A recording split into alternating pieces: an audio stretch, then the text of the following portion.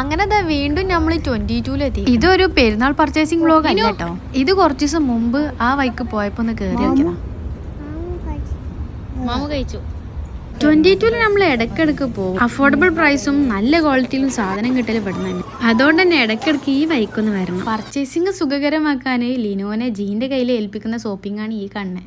അങ്ങനെ ഞങ്ങളെ പർച്ചേസിംഗ് ഒക്കെ കഴിഞ്ഞ് ഞങ്ങളെ ചങ്ങായിമാരി തപ്പി ഇറങ്ങി. ആ നിഷ്കുവായ മുഖം കണ്ടിട്ട് ഒന്നിനൊരു തൃപ്തി വന്നിട്ടില്ലാന്ന് തോന്നുന്നു. ഈദ് സ്പെഷ്യൽ കളക്ഷൻസ് ഒന്നും എത്തിയിട്ടില്ല തോന്നുന്നുണ്ട്. കാരണം വലിയ കളക്ഷൻസ് ഒന്നും ഇല്ലേന്നു. ഇവിടം വരെ വന്നതല്ലേ, 1-2 ഞങ്ങൾ എടുത്തു. പിന്നെ അതാ ഒരു ലിപ്സ്റ്റിക്ക് കൂടി എടുത്തു.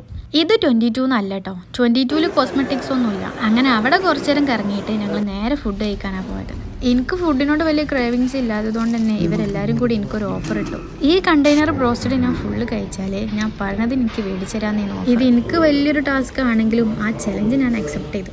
അപ്പോൾ ഓക്കെ, ഈദ് പർച്ചേസിംഗ് വീഡിയോയുമായി ഐ വിൽ കം അഗെയിൻ.